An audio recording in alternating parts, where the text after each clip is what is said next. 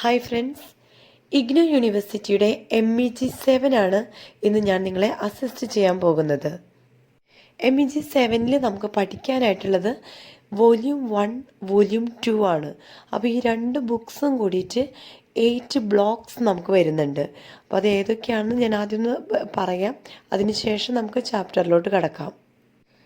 Block 1, Non-Fictional Prose.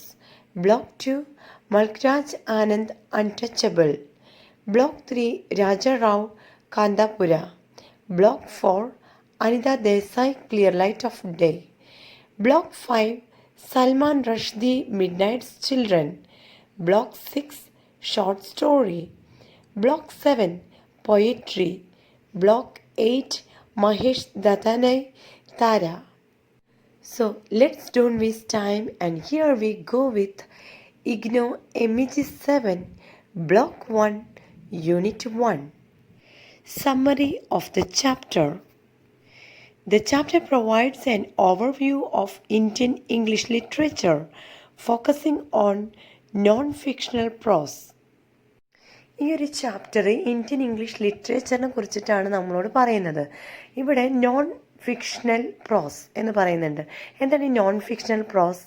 Written വർക്ക്സുകളാണ് non fictional prose, based on real life, അല്ലെങ്കിൽ real ലൈഫിലെ ഈവൻസുകൾ, അതിൻ്റെ മെമ്മറീസ്, ഐഡിയാസ്, ഇതൊക്കെ ചേർത്തുകൊണ്ട് അവതരിപ്പിക്കുന്ന അല്ലെങ്കിൽ എഴുതുന്നതാണ് non fictional prose. It begins by discussing the early history of Indian English writing, highlighting Dean Mahomet's The Travel of Dean Mahomet, 1794, as a pioneering work. ഈ ഒരു ചാപ്റ്റർ കൂടുതലായിട്ടും ഹൈലൈറ്റ് ചെയ്യുന്നത് മഹോമെറ്റ് എന്ന് പറയുന്ന ഡീൻ മഹോമെറ്റ്സിൻ്റെ the travel of Dean Mahomet 1794 വർക്ക്സിനെ കുറിച്ചിട്ടാണ്. The chapter also acknowledges the contributions of notable Indian writers, including Raja Ram Mohan Roy, Swami Vivekananda, Rabindranath Tagore, and Sri Aurobindo, who used English to promote social and cultural reform. അപ്പോൾ ഇവിടെ നമ്മൾ പിന്നീട് കാണുന്നത് ഈ ചാപ്റ്ററിൽ തന്നെ Indian റൈറ്റേഴ്സിനെ കുറിച്ചിട്ടാണ്. Okay, the chapter then explores the post independence era, discussing writers like S. Radhakrishnan, Kushwant Singh, and Nirad C. Chaudhary, who made significant contributions to Indian English literature. It also highlights the works of Ved Mehta, a blind writer who wrote extensively on Indian culture and society. So നമുക്കിവിടെ കാണാനായിട്ട് സാധിക്കുന്നത് post independence ഇരയിലും കുറേ അധികം writers പുതുതായിട്ട് വന്നിട്ടുണ്ടായിരുന്നു. അപ്പോൾ ആ റൈറ്റേഴ്സിനെ കുറിച്ച് നമുക്ക് പഠിക്കാനുണ്ട്. മെയിനായിട്ട് അവരുടെ പേരുകളാണ് ഇതിൽ നമുക്ക് കാണിച്ചു തന്നിരിക്കുന്നത്. ഓക്കെ, പിന്നെ അതുപോലെ തന്നെ it also highlights the works of Ved Mehta. അദ്ദേഹം ഒരു ബ്ലൈൻഡ് റൈറ്ററാണ് who wrote extensively on Indian culture and society.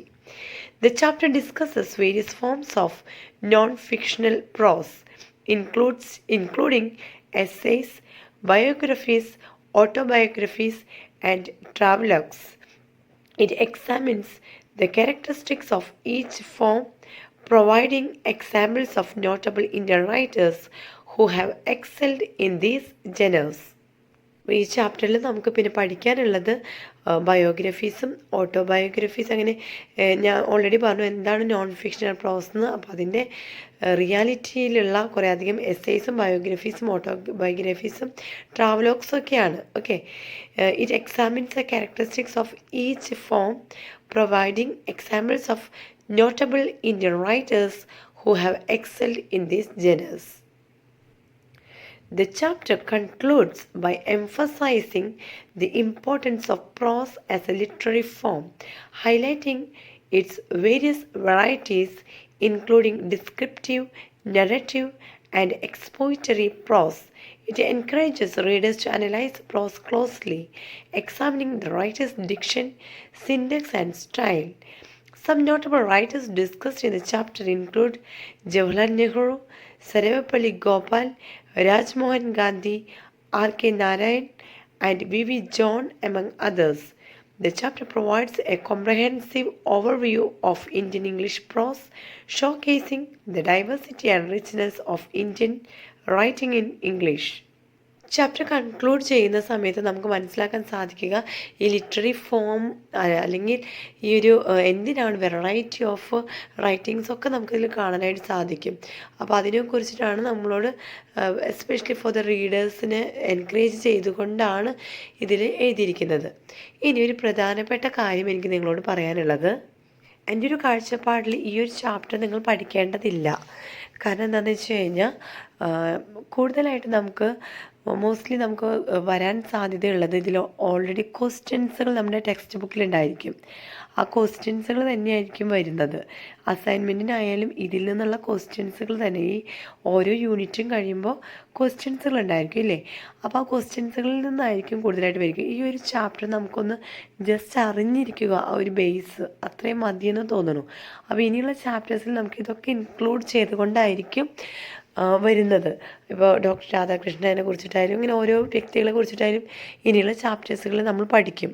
Okay, I hope you understand. അപ്പോൾ ഇനി നമ്മൾ അപ്ലോഡ് ചെയ്യുന്ന ഓരോ ചാപ്റ്റേഴ്സും അതിൽ ക്വസ്റ്റ്യൻ ആൻസേഴ്സിന് ബേസ്ഡ് ആയിട്ട് ആദ്യം ഒന്ന് സമ്മറി നമ്മൾ പഠിക്കും, പിന്നെ ഓരോ ക്വസ്റ്റ്യൻ ആൻസറും ഞാൻ പറഞ്ഞു തരാം. ഓക്കെ, അപ്പോൾ അത് നിങ്ങൾക്ക് പഠിക്കുന്നതായിരിക്കും കൂടുതൽ ബെറ്റർ. ഈ ഒരു ചാപ്റ്റർ പഠിക്കേണ്ട എന്നല്ല, ഇതൊന്ന് മനസ്സിലാക്കി വെക്കുക, അത്രയും മതിയായിരിക്കും.